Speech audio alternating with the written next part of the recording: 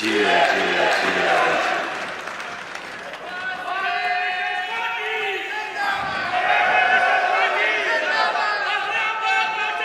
زندہ باد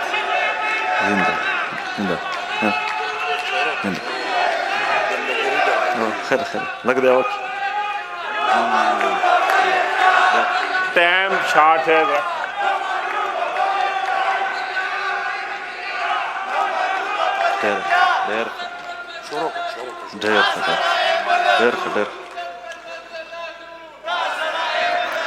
اعوذ باللہ من الشیطان الرجیم بسم اللہ الرحمن الرحیم چې څومره هم زمونږ درانه مېلمانه بلکې مشران او زمونږ ځوانان او بیا زمونږ سپیشل ډېر په خصوص سره زمونږ خویندې دلته ناستې دي ټولو ته د زړه د تله سلامونه او ستړي مه شي وایم خبره په پښتو کې به ماته ډېره اسانه وي ځکه هم چې د باچا خان ذکر دی نو په پښتو کې چې وشي خوند به وکړي د باچا خان ہر کله چې د باچا خان ذکر کیږي نو اچھا اردو میں بھی آخر میں بات کرتا ہوں تھوڑا لگ پختو کے کو پھر اردو میں کرتے ہیں اکثر چې د باچا خان ذکر کیږي نو داسې یې خلک بیانوي چې کدی د عدم تشدد یوازینی لارښود و داسې نه ده عدم تشدد د ده لاره وه باید د باچا خان د ژوند په مقاصدو خبره وشي او باچا خان عدم تشدد د څه دپاره اختیار کړی و یعنی د خو څه مقاصد لرل که څه هم عدم تشدد هم د خوارولو خو د څه مقاصدو دپاره دا خوارولو هغه څه عوامل و چې باچا خان یې و سیاست ته وهڅوه هغه څه شی وو په هغه وخت کې چې باچا خان خپل ژوند د کام او د وطن دپاره وقف کولو ته مجبور شو هغه د هغې وخت استعمار و د هغې وخت ظالم و د هغې وخت جابر و جابرانه او استعماري پالیسۍ وې چې د هغې پالیسیانو د وجې زمونږ د وطن زمونږ د ولس ژوند د تباهۍ سره مخ و زمونږ د وطن مستقبل د پردو په لاس کې و زمونږ د وطن د خلکو د روزنې هیڅ طرز نه و هیڅ سټیټ نه و هیڅ تنظیم نه و محترمو په هغې وخت کې چې پیرنګی به تېرېده د عامو خلکو به ټانګې وې نو د ټانګې به یو ټیر د روډ نه بل خواته کېښوده یعنې دی به په روډ بیا نشو ودرېدلی لکه په نن وخت کې چې ځې چې چېرته فوجیان راشي ته به ګاډی سایډ ته دروې داسې یو طرز به په هغه وخت کې په هغې وخت کې استعمار داسې قوانین په پښتنو باندې نافذ کړي وو چې په هغه کې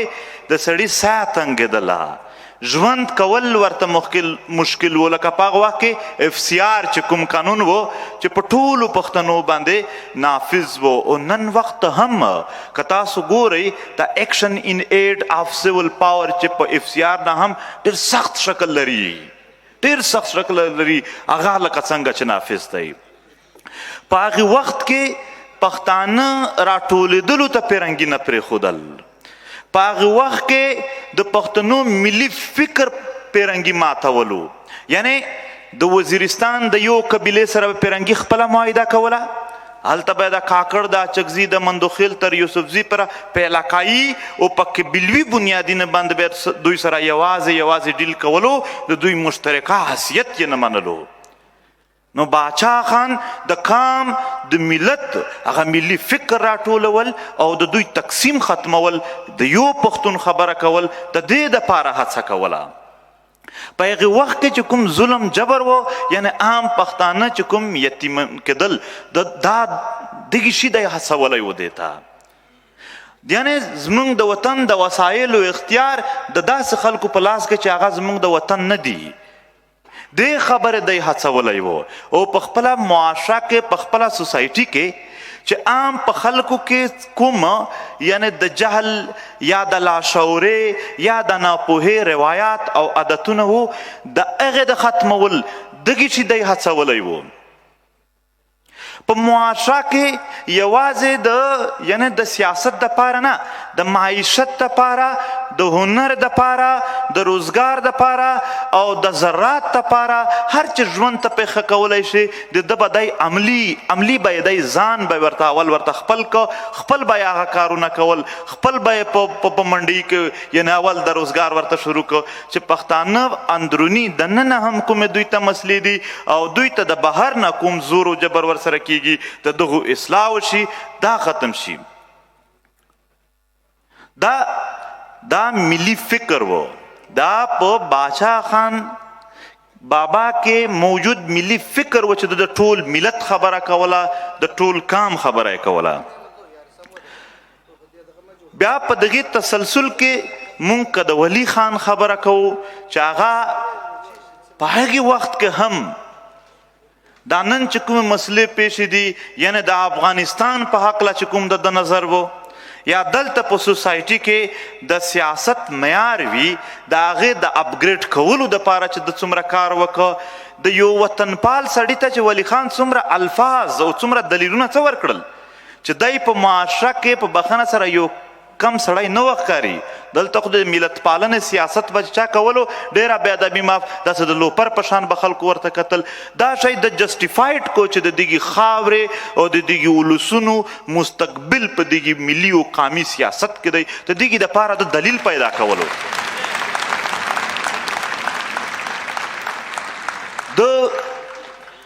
که په هغه وخت کې کومې ډرامې دوی جوړولې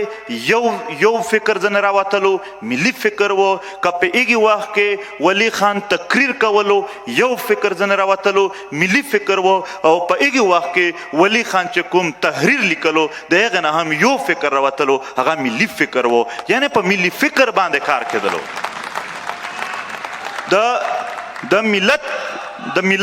د ملت خبره کېدله د کام خبره کېدله. دل خبرې خو ډېرې وشولې. د ولی خان چې کله تاسو ټول آر وئ د وخت استعمار چې کوم و یعنې په هغه وخت کې امریکې چې کومې دلته پالیسي راوړې ډېر په ښکاره او نام به یې اخیستلو د هغې یو به ذکر کولو خپل ولس یې په دا پوهولو. د بر وطن خلک چې راغلل دلته خلکو کوم نامونه ورکول ولی خان و چې هغه ورته وویل چې خپله خاوره ده پکې ګرځه را ګرځه نشته دلته بل څوک.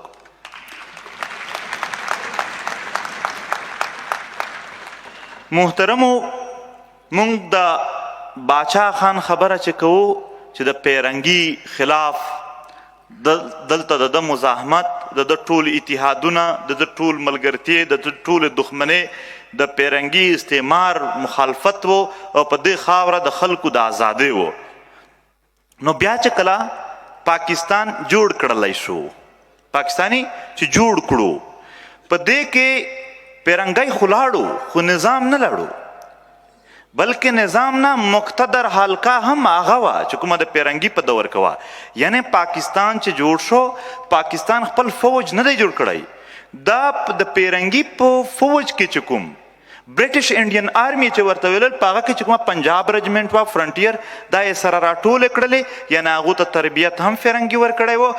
د خلکو د غلام ساتلو دپاره او هغو ته هر څه طرز او هر شی د فرنګي و او مفادات یې هم ټول عمر د فرنګي ساتل. هغه یې سره راجمع کړل هغه ته نام ورکړ د پاکستان فوج او په هغه وخت کې بله سنټرلایزډ اداره نه وه یوازې دوی و نو لحاظه باقي ادارې هم د دوی په طبیعت او د دوی په مرضي را جوړې شولې نو پیرنګی خو لاړو خو کالونیالیزم هغه نظام چې کوم د پیرنګي و هغه شان پاتې شلو. ځکه په ایږي وخت نه واخله تر نن ورځې پره د دغې ریاست په نظام کې باچا خان ته په یو نظر کتل شي که چیرې پیرنګی تللی وای او نظام نه وای موجود یو نوی نظام وای یو یقیني دلته د مختلفو قانونو د ساتلو نظام وای نو باچا خان ته به دلته اوس په مختلف نظر کتل شول په هغې نظر به خلکو نه ورته کتل چې کوم د پیرنګي ده چې کوم د یعنې یو سټیټ مشینري وه هغې ورته کتل دوی هم چې نن ورته ګوري هم په هغه کې ورته ګوري چې کله دغه پاتې شو نو باچا خان چې کوم موږ د جیل خبره کوو نو هغه خو د پیرنګي نه زیات د پاکستان واکدارانو ته ورکړی دی ګوره د پیرنګي په دور کې هم او بیا د پاکستان په دور کې هم د جیلونه او بندیزونه دا هر څه خوړل محترمو زه خبره را لنډوم ډېره یې نه اوږدوم دلته د نصاب خبره کوو چې په نصاب کې باچا خان نشته دی زه به ساده خبره دا وکړم دا ریاست آیا زما ژبه مني نه مني زما اتلان مني نه مني زما کلچر مني نه مني زما تمدني اقدار سماجي اقدار مني نه مني زما په وسایلو زما اختیار مني نه مني وایي زما هر څه ومنه هر څه او که نه منې په زور یې در به نه منم خو ستا یو شی هم نه منم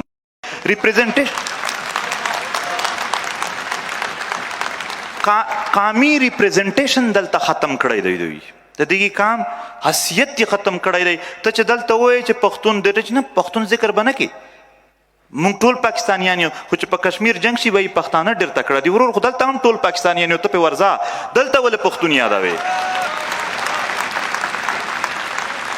دوی د جنگ دپاره د پراکسي جنګونو دپاره بیا پښتون کیسه کوي چې دا دنه په دې خاوره څومره هم مسلح تنظیمونه جوړ شي جوړ به دوی کې راوبی زموږ په سر تپي نو په دې کې دننه یا په نصاب کې په دې کې هیڅ شی نشته دی په نصاب کې دا مطالعه پاکستان مونږ خو ورته مو خوله تالا خوله کپس مو تالا پاکستان چې کوم ورته په دې کې خو د خلکو سره هیڅ داسې علوم نشته چې په هغه بنیادونو ته ودرېږي موږ کو نن هم دا اصلاح خبره کوو اصلاح نه کیږي ځکه هم چې کوم خلک ته اندازه ده چې زما سره دومره زور شته دی دومره زور زما سره شته دی چې په تا باندې زه په زور هم دا هر څه منلی شو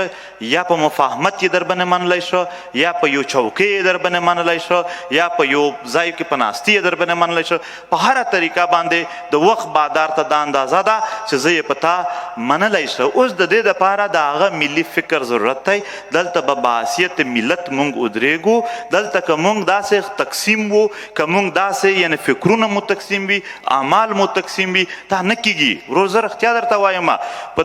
د پښتون قام سره څوک چې تعلق لري هغه که د هر ګوند و چې دته تکلیف راسیږي دا به زموږ تکلیف وي هغه که د هرې علاقې و هغه که د هر خیل و هغه که د هر ځای و هم موږ په ملي فکر باندې که کله راټول شولو بیا موږ د دغې مقابله هم کولی شو بیا موږ یو طاقت هم یو د امریکې نه واخله د پاکستان تر جنرالانو پورې چې څومره هم طاقتور خلک دی څومره هم منظم خلک دی څومره هم لوی فوجونه دي د دغې ټولو ذمهواري زه اخلم چې غږ به هم دوی څوک دلته په دې خبره نه وکړي خو چې پښتون قام په ملي فکر ودرېږي په ملي هوډ ودرېږي منظم شي متحد شي دا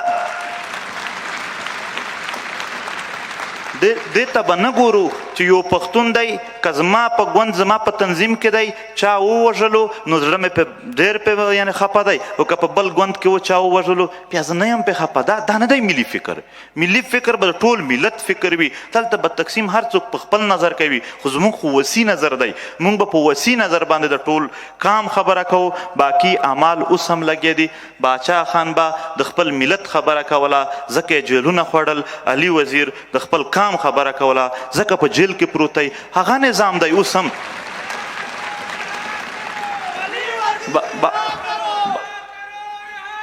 باچا خان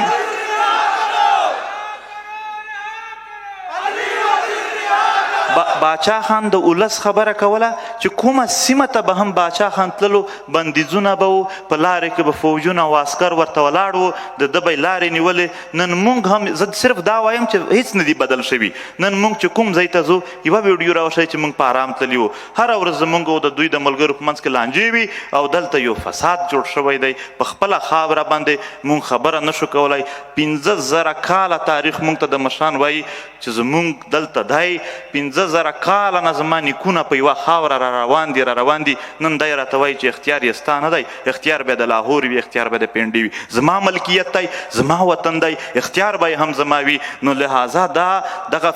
هر څه ته موږ په ملي فکر باندې د هر شی ختم کولی شو د ملي فکر که جوړ شو ملي تنظیم مو جوړ کو ملي هوډ په خلکو کې و بیا به هیڅ ظلم د دنیا هیڅوک نشي راسره کولی د دنیا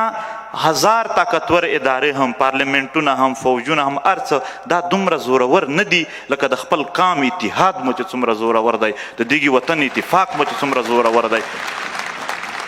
هر څه به موږ ته میلاو شي که قامي اتحاد مو نو په اختیار سره به میلاو شي نن پښتانه خواره واره پراته دي نن پښتانه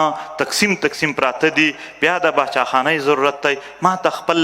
تحریک هر څه د باچاخانۍ یو شکل ښکاري چې موږ هم په دې لاره کې د ټولو پښتنو مشترکه د دوی د مفاداتو دپاره کار وکړو ډېره مننه خوشحال اوسئ باچا خان ته ولی خان ته د عقیدت ګلونه د باچا خان او ولی خان سره د دغې خاورې چې چا یوه ورځ هم خدمت کړی دی هغه که ژوندي دي او هغه که په دنیا نشته هغو ټولو ته د زړه د تله سلام کوم ډېره مننه